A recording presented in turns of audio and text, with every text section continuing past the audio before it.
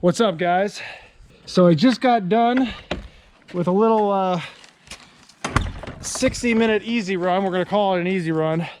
Got it done a little bit over 60 minutes, went a little further than I meant to, but a little over 8 miles at a 7:34 pace, so not too bad considering I'm like not even too winded. Also, yesterday I did about 10 miles at the same pace, and then the day before that I did 10 miles in just under a 7-minute pace, which I'm really happy with. All the dogs want to come out and see what's going on. I got 3 freaking dogs, guys. Can you believe that? I don't know what I was thinking. I got like way too many kids and way too many dogs. I don't know why I give myself so much responsibility. I blame the wife. I think it's the wife's fault. So today I just want to talk to you guys a little bit about some techniques and some things to look out for if you're looking at increasing your distance over time with running. Some things that have worked for me in the past, and some tips I can throw at you that are gonna help you along the way and make your journey on becoming a longer distance runner for yourself, whatever that might look like, a little easier and a little more enjoyable as it can be anyway. So for me, I mean, I got addicted to long distance running a few years back. You know, I haven't always been like a great runner. You know, back in the day when I was just a kid, I didn't do any sort of fitness, period. You know, I actually, you know, smoked like a pack a day back in high school. I was kind of a troublemaker. You know, I'd be lucky to walk from one point to the other, you know, without feeling too bad for myself. So I just wasn't into fitness, didn't play sports, nothing like that, man. Even after I joined the military, I wasn't huge into fitness. I wasn't like a PT stud by any means. You know, I wasn't, you know, getting 300s on the APFT, nothing like that. I was kind of just skating by. I remember in basic training even, I don't know if they still do this today, but they do a 1 miler for time, like around when you first get there, and you have to do it within 8 minutes. I got that done in like 7 minutes and 50 something seconds, and I was like throwing up at the end. You know, that's how bad it was. That was like a come to Jesus moment for me back then.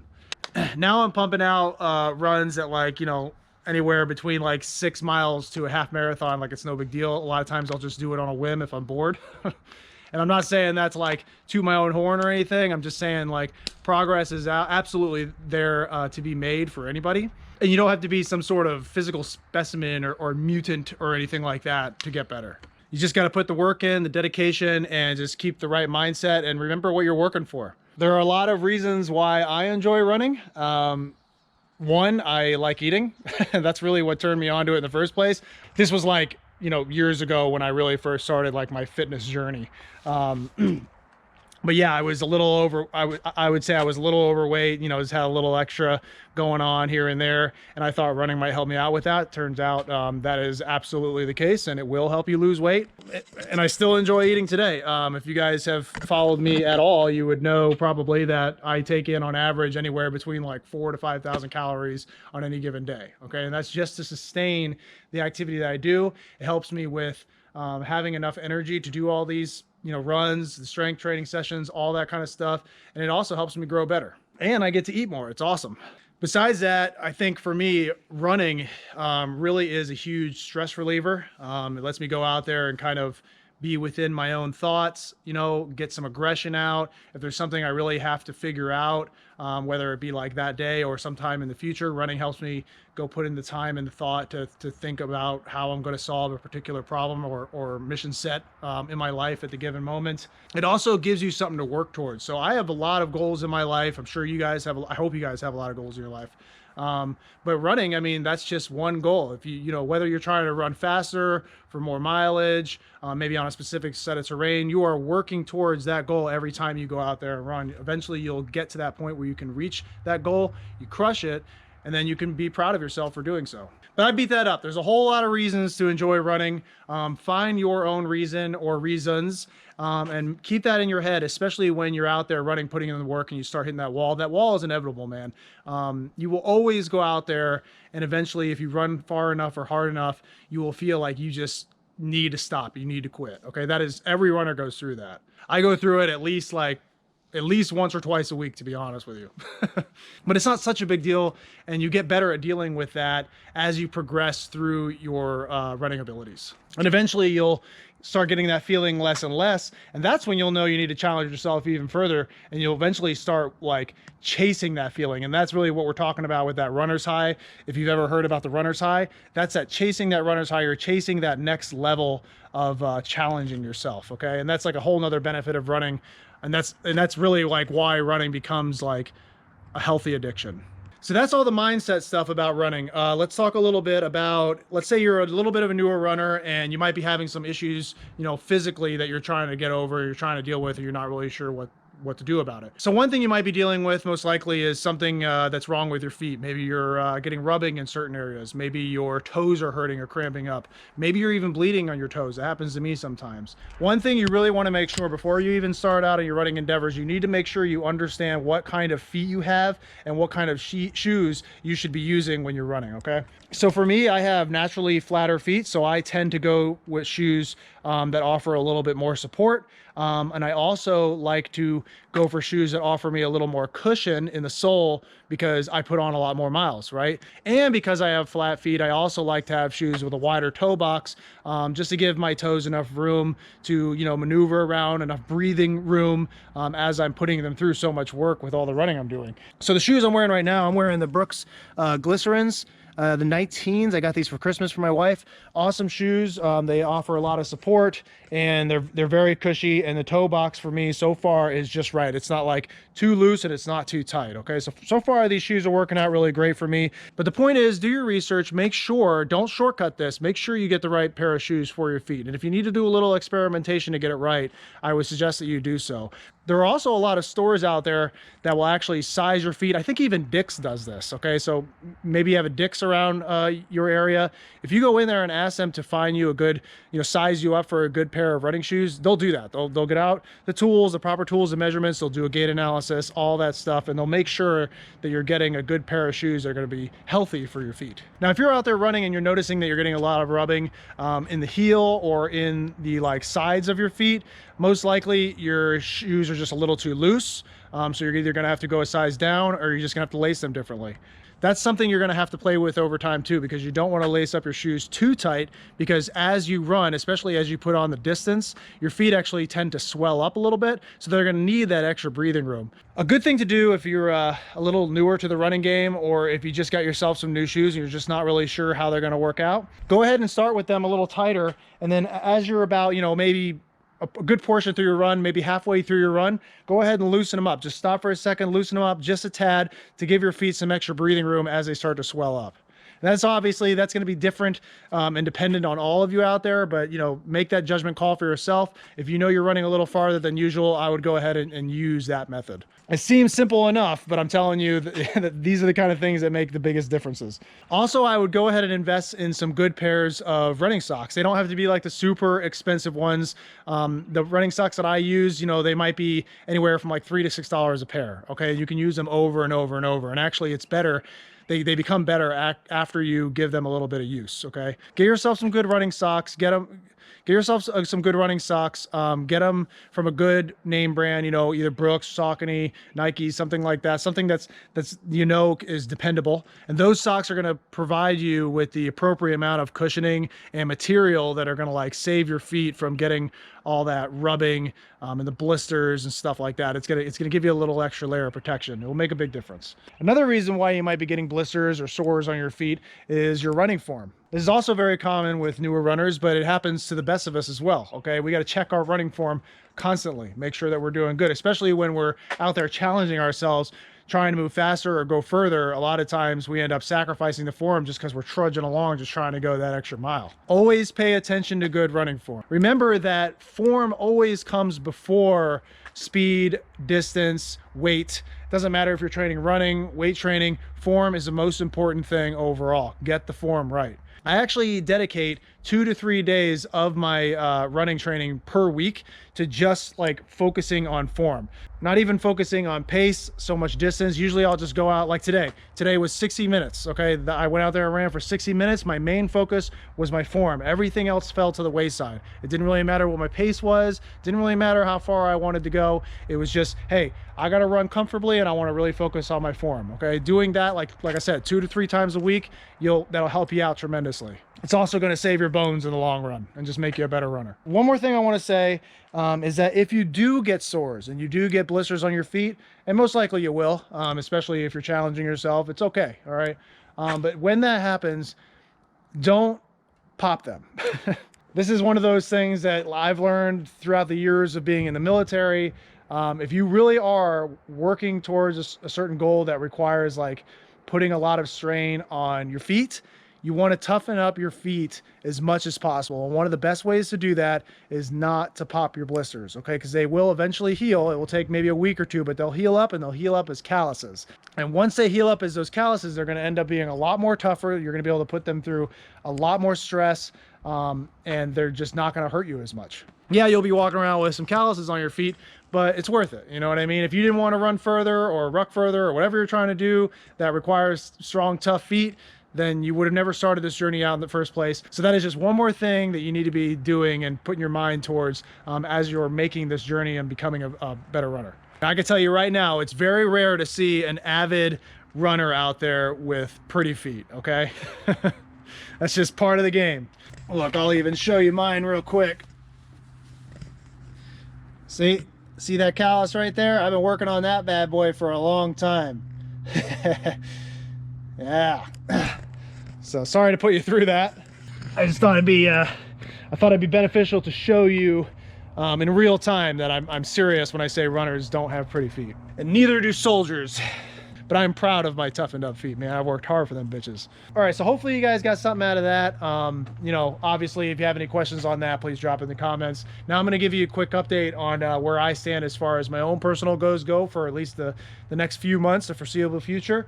I've already signed up for the Platoon Death March, which is no longer gonna be happening in person, excuse me, due to COVID, okay? But that's okay. I'm still going to do it virtually, and I'm going to crush it. My plan is to do that. I'll probably be just doing it around post, and I think I'm going to aim for around a 12 to 13 mile pace for the entire marathon. And I'll be doing that with a 45-pound ruck. And so that one's going to be happening on the 20th of March, okay? If you do it virtually, I would obviously encourage all of you guys out there to sign up for that if you think you can handle it. You can do the half marathon as well, and I think you can just do it as running too. You don't have to ruck it. But anything that you know is challenging to your level, I'd encourage you to do that. It's for, you know, a good reason as well. But I'm gonna be doing that on March 20th, okay? I'll make a video for it. You can do it all that week and submit for it, the 20th through the 27th. I'm gonna be doing it on the 20th because I think that's the only time I'm really gonna have to squeeze it in. Then a week after that, I'm gonna be doing the All-American Half Marathon. It was supposed to be a full marathon. They broke it down to only a half marathon because of COVID, but it is live, okay? So a half marathon for me personally isn't really that far, not a really big challenge, but I figured, you know, just for the spirit of the All-American Marathon itself, because I love to do that every year usually, and I'm not going to skip a year just because they shortened it because of a pandemic, you know what I mean? So I'm still going to do it. I'm going to do the half marathon. I'm just going to run it as fast as I possibly can, okay? And that's going to be a week after the Platoon Death March, okay? So I'll have that week to kind of heal up a little bit, and then I'll run the half marathon as fast as I possibly can, and hopefully I can get a new PR for myself. In April, now I haven't signed up for this one yet, but I think I'm going to. I just haven't quite dialed it down. But in April, there is a 30K mountain run near me out in the Smoky Mountains. And that one's gonna be challenging not only for the distance, but because of the terrain, okay?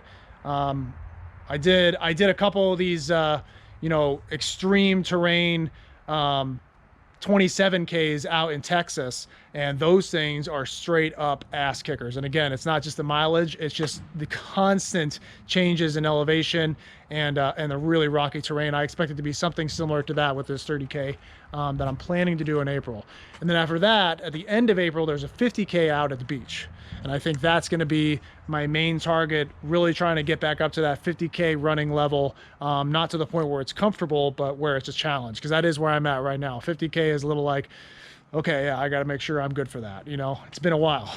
And by the end of the year, I want to be back into full ultra marathon mode and be able to knock out 100K. And no later by the end of this year, I want to be able to knock out a 100K ultra. Not really sure when or where, but no later than the end of this year. And if I can work all the way up to a 100-mile, then I'll do it. But if my my short range target is that 100K ultra, that's what I'm going for. That's a no fail mission for me. That's going to happen by the end of the year. If I can make it happen early enough where I think I could actually do a 100-miler, I'm going to go for that 100-miler. Okay, so I'm going to need all y'all's support for all this, because that's a lot of miles and a lot of training for the next 6 or 8 months. And I am willing to put in all that work, and there's nobody up at leadership that's going to be able to tell me that I'm not allowed to go running. Okay, so nothing's stopping me on this one. So those are some of my running milestones that I'm working towards this year. Of course, I'm going to keep you guys updated as this progress happens. But yeah, hopefully that motivates you guys out there to go out there and crush your own goals. I want to know what you guys are working towards. You're watching this for a reason. What's your goal? Tell me in the comments what your actual goal is. I'm super curious to hear it. And I think if you put that down there and other people see it, it's gonna make more motivation in general for the entire community. So please do that. One more quick thing that I wanted to update you guys on, the Gritty Platoon, okay? Just to give you a real quick heads up with that is gonna be it is a Patreon thing, okay? But I'm trying to make it more of a not just a contributor kind of thing like you'd normally see with Patreon. That's kind of where it's gonna be because, Gritty Soldiers got to keep the lights on too. But I want to make it more of like a motivational community. Okay, obviously it's going to be run by me as like a platoon leader, because that's just the way Patreon kind of works, and I'm the creator, right? But I want to make it a place where you can go, you can contribute to the Gritty Soldier mission set, but also you're going to see a lot of value for yourself in there. All right, so first of all, you'll see my daily workouts. I'm going to post it in there. That's the only place I will post it, period. In there, in the Patreon, in the Gritty Platoon every single day. So you can watch what I'm doing. You can use it for your own inspiration, for your own workouts, or you can try to keep up with it.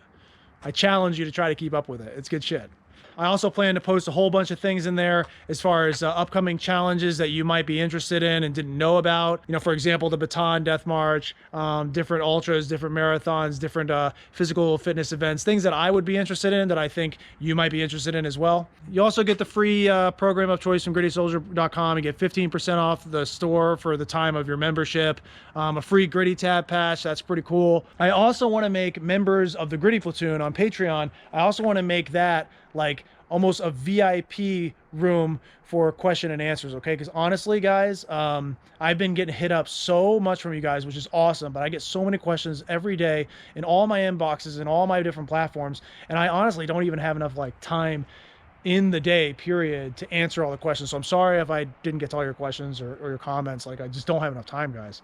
But I want everybody in the Gritty Platoon to be able to have that VIP status where they can message me directly and like, no shit, no matter what, I will answer you. And I'll still try to answer everybody else, the best I can. I won't be able to get to everybody. But if you're on there and you're part of the Patreon group, you're part of Gritty Platoon, and you're an active contributor to the cause, as it were, to me, I think that shows that you're a very highly motivated individual, and you're obviously a supporter of Gritty Soldier, and the least I could do is make sure that I get to your questions first and take the time to answer your questions specifically. So that's kind of how that's going to look. I also plan to make like a bunch of polls for that Patreon as far as like the future of how Gritty Soldier should go, future videos, things like that. So it's going to be pretty cool, I think. I hope you guys are on board with all that. Let me know what you guys think about that in the comments as well. I know I've asked you to put a lot of things in the comments today, but that's okay. Comment it up, man. I'm here. I'll read it. So that's all the big updates that I can think about for now.